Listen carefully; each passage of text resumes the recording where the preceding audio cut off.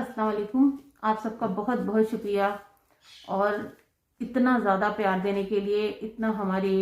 जो बातें हम आपसे करते हैं उसको सराहने के लिए और उसको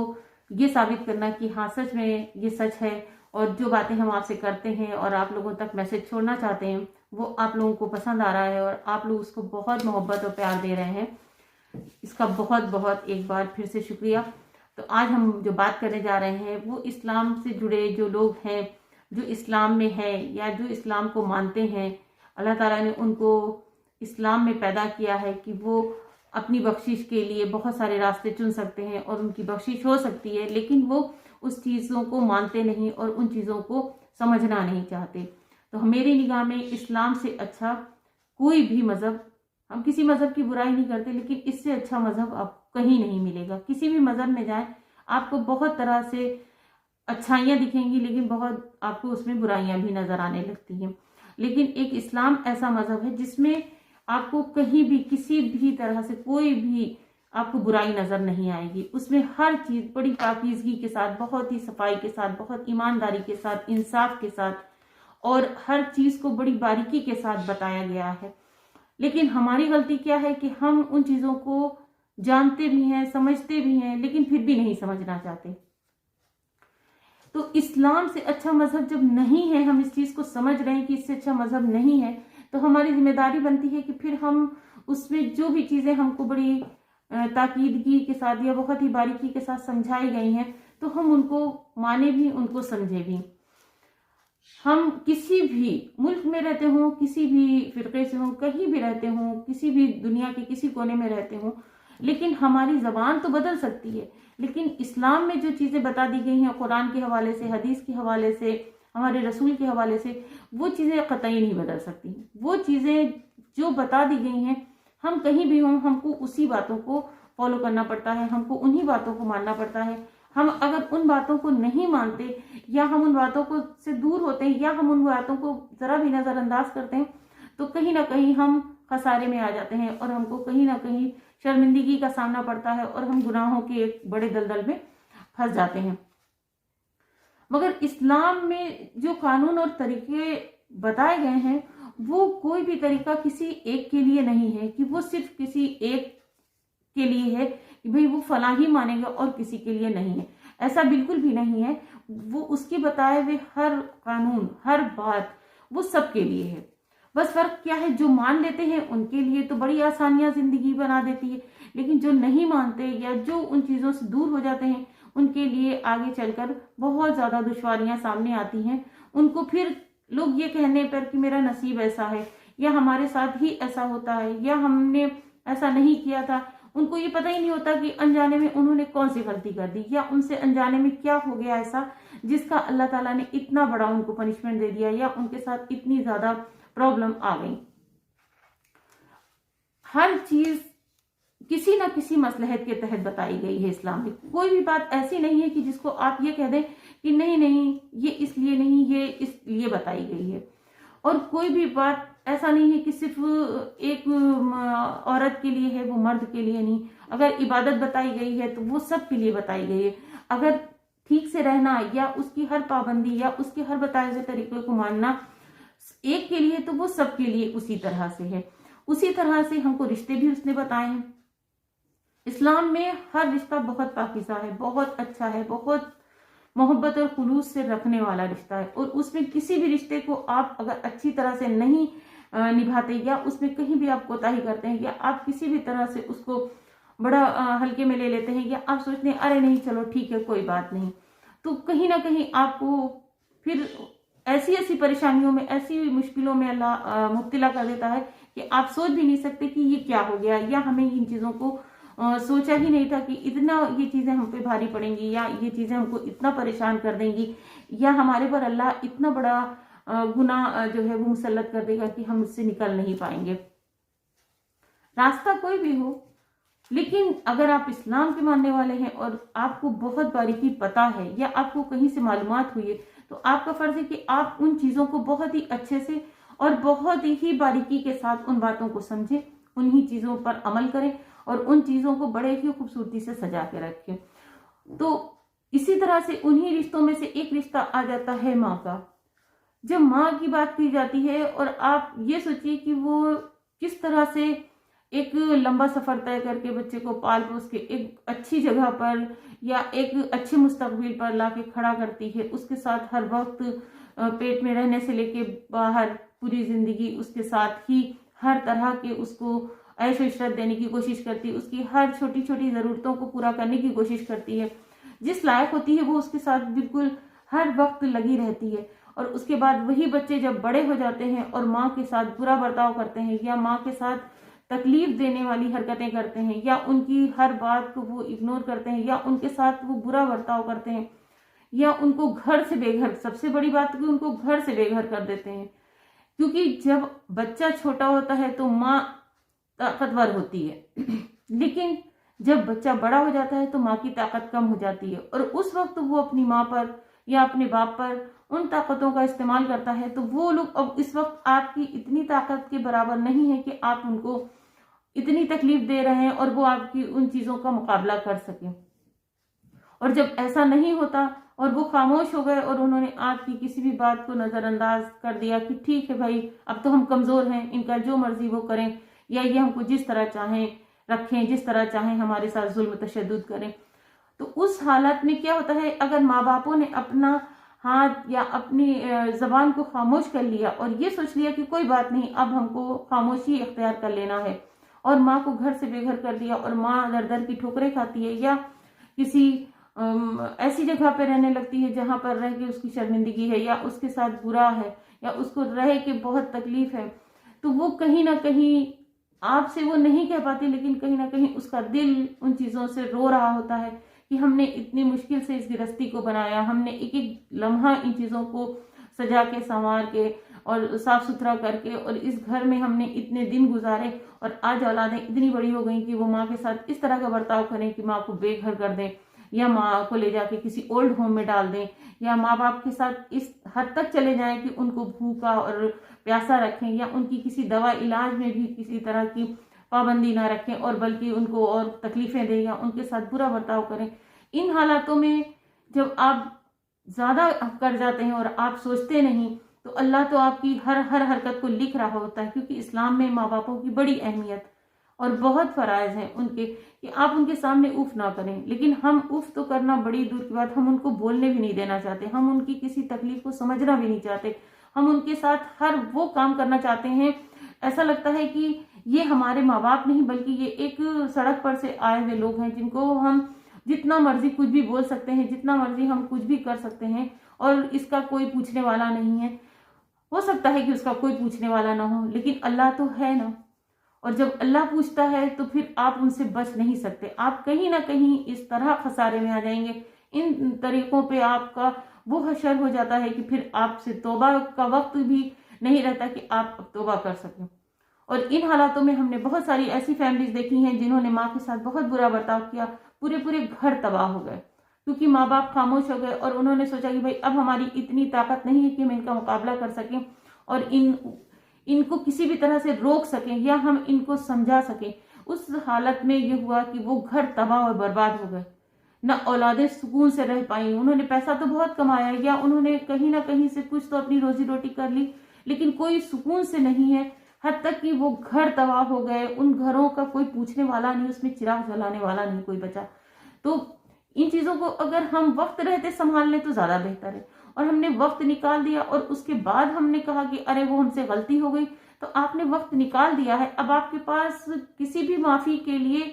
कोई जरिया बनता ही नहीं कि आप किससे माफी मांगेंगे। हाँ, आप अपने खुदा से जरूर मांग सकते हैं माफी, वो आपको जरूर माफ कर देगा क्योंकि वो बड़ा रहीम और करीम है। लेकिन जिनसे आपने इतनी जिंदगी जी, जिन्होंने आपको पाल पोस के इतना बड़ा किया, आपके साथ इतना मोहब्बत और खुलूस के साथ रहे और आपकी हर हर छोटी बड़ी चीजों का ख्याल रखा, आज आपकी निगाह में वो लोग बुरे हो गए और आपने उनको हद तक अपने घर में भी नहीं रहने दिया, उनको उनके घरों से बेघर कर दिया, उनकी किसी भी जरूरत को समझा नहीं, उनके पैसे को सिर्फ अपना पैसा समझा, ना कि वो पैसा अपने ऊपर वो खर्च कर सकें या उन पैसों पर उनका हक हो, ये आपने नहीं उनको होने दिया। न उनकी दवा इलाज का, न उनके किसी भी सुकून का या उनके ऐश इशरत का, उनका पैसा आप उन्हीं पर खर्च कर दें। आप अपने पास से ना लगाएं, लेकिन अगर उनके पास पैसे हैं तो उनका पैसा आप उन पे भी नहीं खर्च करने दे रहे हैं। आप उनको खाने पीने की, उनको उठने बैठने की, उनके हर ऐशो इशरत की या किसी भी सुकून भरी जिंदगी के लिए आप उनको जीने नहीं दे रहे हैं। आप उनको 24 घंटे उनके साथ बदतमीजी कर रहे हैं, आप उनके साथ लड़ाई झगड़ा कर रहे हैं, आप उनको वो बातें कह रहे हैं जो उनके लिए दिल खराश है, जो उनके दिल को तकलीफ पहुंचा रही हैं, या उनको उन चीजों से बड़ी तकलीफ हो रही है। आप अनजाने में कर रहे हैं या जानबूझ के कर रहे हैं, लेकिन आप कर तो रहे हैं, और उसका नतीजा क्या होगा कि आप कभी भी सुकून से नहीं रह सकते। जिस घर की औरत, जिस घर की माँ सुकून से नहीं है, वो घर कभी शादाब नहीं हो सकता। ये हमारा नहीं कहना है, ये हमारे रसूल का और मेरे अल्लाह का कहना है कि जिस घर की औरत या जिस घर की माँ परेशान है, या वो 24 घंटे रो रही है, या परेशानी की दौर से गुजर रही है, उसकी कोई कदर नहीं है, वो घर कभी भी अच्छे नहीं हो सकते। वो घर हमेशा किसी न किसी मुश्किलों में, किसी न किसी हालात के मारे होते हैं, क्योंकि वो कर जो रहे होते हैं उनको पता ही नहीं होता कि हम अनजाने में किन चीजों को नजरअंदाज कर रहे हैं और इन चीजों का हम पर क्या असर होगा, हमें इन चीजों से क्या तकलीफें उठानी पड़ सकती हैं, हमारी जिंदगी पर इनका क्या असर होगा, आने वाली नस्लों पर इसका क्या असर होगा। वो बस ये सोचते हैं कि हम इनको बर्बाद कर दें, हम इनको परेशान कर दें, क्योंकि अब इनके पास दिमाग नहीं है, सारा दिमाग अब हमारे पास आ गया है। अब ये बिल्कुल बदअकल है, ये इनको कुछ भी अकल नहीं है, ये किसी तरह की महफिल में बैठने लायक नहीं है, ये किसी सोसाइटी में जाने लायक नहीं है, इनका कोई स्टेटस नहीं है, ये किसी भी तरह से हमारे लिए अच्छे नहीं है।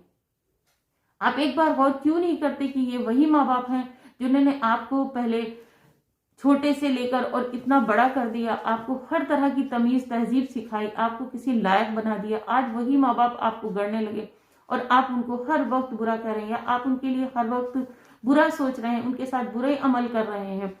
तो अगर आपने वक्त रहते अपनी चीजों को नहीं सुधारा और बाद में पछताया, तो कोई फायदा नहीं है कि आप पछताएं, क्योंकि आपने वक्त गुजार दिया और उन चीजों को नजरअंदाज कर दिया जो आपके लिए सबसे बड़ी इंपॉर्टेंट है। आप दोस्तों के साथ खुश हैं, आप रिश्तेदारों के साथ खुश हैं, उनके साथ अच्छा बर्ताव कर रहे हैं, लेकिन जिनके साथ सबसे पहले आपको अच्छा बर्ताव करना चाहिए था, जिनके साथ आपको सबसे पहले जुड़ना चाहिए था, जिनके साथ आपको सबसे पहले ख्याल रखने की जरूरत थी, उनकी छोटी से छोटी और बड़ी से बड़ी चीजों को आपको समझना चाहिए था, आपने उनको नजरअंदाज किया है और उन लोगों के साथ आप जुड़े हैं और उनका ख्याल रख रहे हैं कि शायद अगर आप उनका इतना ना भी रखें तो अल्लाह आपको माफ कर देगा। लेकिन जो लोग अपने माँ बापों के साथ इतने बुरे हैं और इतना बुरा कर रहे हैं, या उनको इस हद तक परेशान कर रहे हैं कि वो अपने घरों से बेघर हो गए और जिल्लत की जिंदगी उन्होंने सही, या उनको एक एक चीज की मोहताजी हो गई, एक एक चीज के लिए उनको परेशानी हो गई, और वो औलाद अगर ये सोच रही है कि हम आगे चलकर बहुत कामयाब होने वाले हैं और बहुत हमारी सक्सेस होगी या हम बहुत तरक्की करेंगे,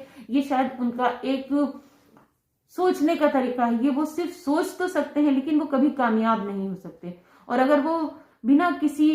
इस तरह की चीजों को अच्छा किए और वो कामयाब हो रहे हैं, तो वो कहीं ना कहीं अपना इंतजार करें कि अल्लाह उनको कभी ना कभी आजमाइशों में जरूर डालेगा और उनको सजाओं में मुब्तला करेगा, और उस वक्त उनके पास तौबा करने का और उस वक्त उनको कोई भी चीज को सही करने का या उनसे माजरत करने का या उनको सही रास्ता दिखा देने वाला कोई नहीं मिलेगा, और वो यही सोचते रह जाएंगे कि हमने क्या किया।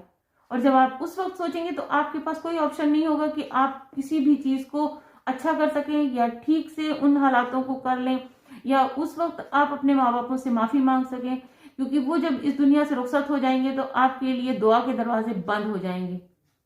और जब किसी औलाद के लिए दुआ के दरवाजे बंद हो जाते हैं तो वो जिंदगी बहुत मुश्किल होती है। उसमें हर इंसान को ये सोचना चाहिए कि हम कभी भी कोई भी कदम ऐसा ना उठाएं जिससे कि हमारे आने वाली नस्लों पर इसका बुरा असर हो, या वो हमारे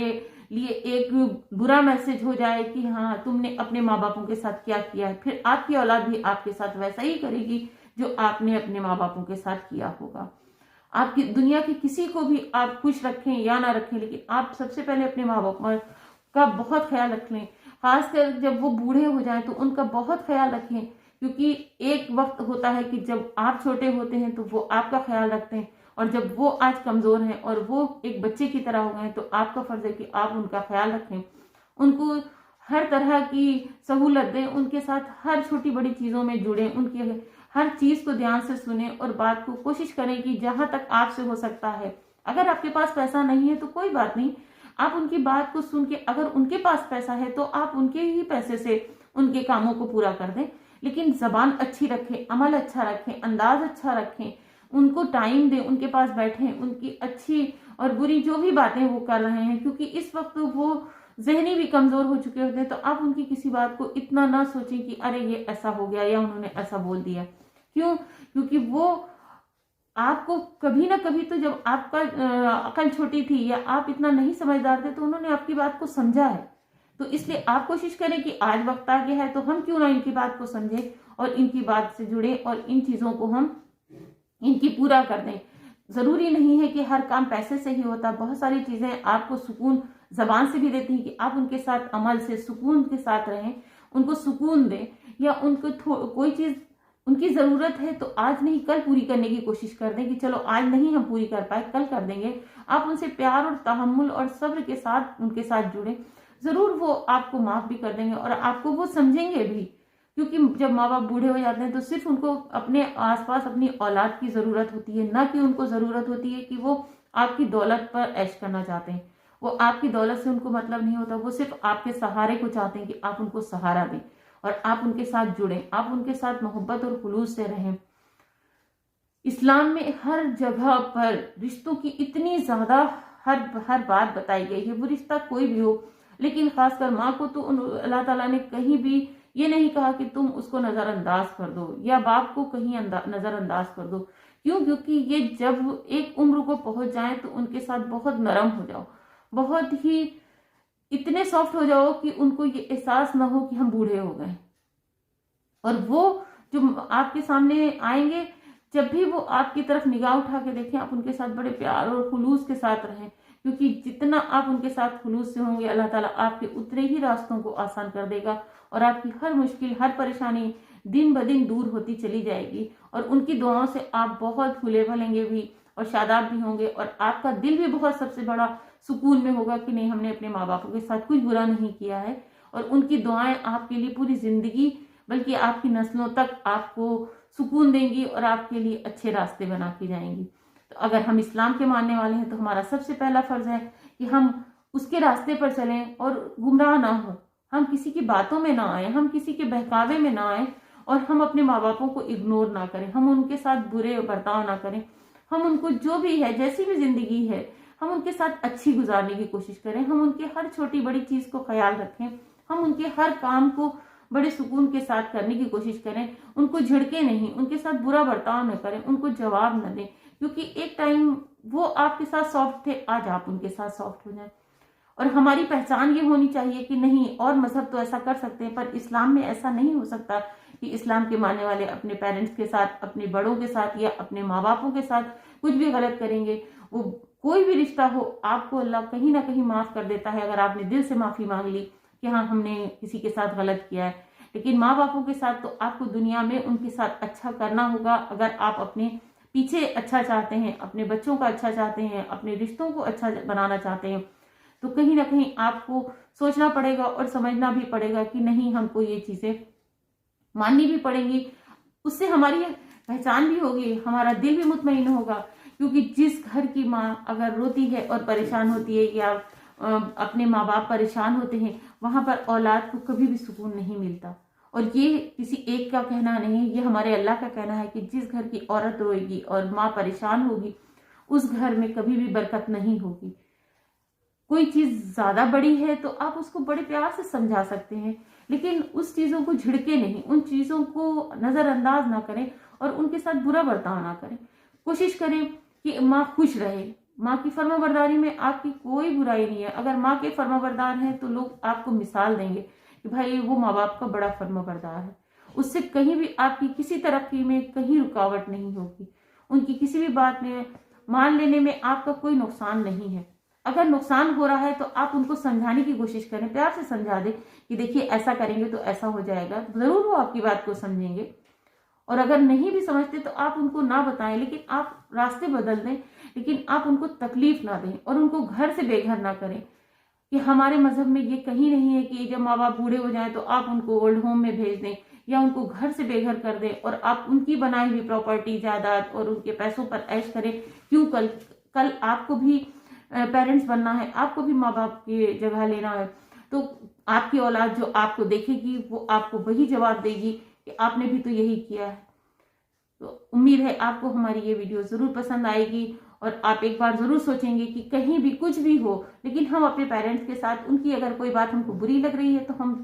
सब्र और तहम्मुल के साथ रहेंगे, लेकिन उनको जवाब नहीं देंगे, हम उनके साथ बुरा बर्ताव नहीं करेंगे। क्यों? क्योंकि हम इस्लाम के मानने वाले हैं। हमने एक हदीस पे पढ़ा था कि रसूलुल्लाह सल्लल्लाहु अलैहि वसल्लम का कहना था कि अगर मेरी माँ, मैं नमाज पढ़ रहा हूँ और मेरी माँ मुझे आवाज दे तो मैं नियत तोड़ के अपनी माँ के पास पहुंच जाऊंगा। तो आप सोचिए कि जब हमारे रसूल का इतना था कि हम अपनी माँ के इतने वो फरमा बरदार थे कि वो कहते थे कि हमारी माँ आवाज दे तो हम नमाज तोड़ के जा सकते हैं। हम मानते हैं कि इस जमाने में बहुत कुछ तब्दीली है, बहुत कुछ बदलाव है, बहुत कुछ चेंज है, लेकिन हम तो औलाद तो वही है, माँ बाप तो वही कहला रहे हैं। तो थोड़ा सा एक दूसरे को समझने की कोशिश करें, एक दूसरे की मानने की भी कोशिश करें और मनवाने की भी कोशिश करें। हालात को बदला जा सकता है, लेकिन वक्त रहते, अगर वक्त चला गया, वक्त निकल गया और उसके बाद हम पछता रहे हैं तो फिर ये हमारी नादानी होगी और उसका नतीजा क्या होगा कि हम कुछ नहीं कर पाएंगे, सिर्फ पछतावे के मेरे पास आंसू होंगे और शर्मिंदगी होगी कि देखो हमने ऐसा किया। और सिर्फ उन हालातों को आप नहीं देख रहे होते हैं, बल्कि आपसे जुड़ा हर रिश्ता देख रहा होता है कि ये अपनी औलाद के साथ क्या कर रहा है, ये अपने माँ बापों के साथ क्या कर रहे हैं। कल जब आपकी औलाद बड़ी होगी तो वो जरूर याद दिलाते हैं, ये कहने की बात होती है। सब एक दूसरे को बताते हैं कि देखो तुम्हारे माँ बापों ने अपने माँ बापों के साथ ये किया था, और उस वक्त आपकी गर्दन इतनी ज्यादा झुक जाती है शर्मिंदगी से कि हाँ सच बात है, हमने उस वक्त अगर अच्छा कर लिया होता तो आज मेरी औलाद हमको पलट के ये नहीं कहती, या उस औलाद ने वही किया जो आपने अपने पेरेंट्स के साथ किया था। तो आप सोचिए कि आप पे क्या बीतेगी, आपके हालात कैसे होंगे, आपको कितनी तकलीफ होगी। और हो सकता है आप किसी बीमारी में मुब्तला हो सकता है आप किसी हालात से इतना ज्यादा परेशान हो, और उस वक्त जब आपकी औलाद आपको सपोर्ट नहीं करेगी, आपका साथ नहीं देगी, तो आपको कितनी तकलीफों का सामना करना पड़ेगा। और आपको लगेगा कि हम कल मरते हो आज ही मर जाए। तो बेहतर है कि हम वक्त रहते उन हालातों को संभाल लें और कभी भी माँ बापों की बेइज्जती ना करें, हम उनके साथ बुरा बर्ताव ना करें। खासकर माँ का तो बहुत ज्यादा अल्लाह ताला ने एहतराम बताया है कि आप माँ का बहुत सपोर्ट करें, माँ को बहुत समझें और माँ की किसी बात को भी इस तरह ना करें जिससे कि वो आपके लिए दुआ करना बंद कर दे, या आपसे डरने लगे, या आपसे बात ना करना चाहे, या आपके करीब ना आना चाहे, ना आपको बुलाना चाहे, ना आपके लिए दुआ करे, बल्कि वो आपके लिए बद्दुआ करे। तो सोचिए कि उस औलाद का क्या होगा जो माँ की इतनी बुरी हो सकती है।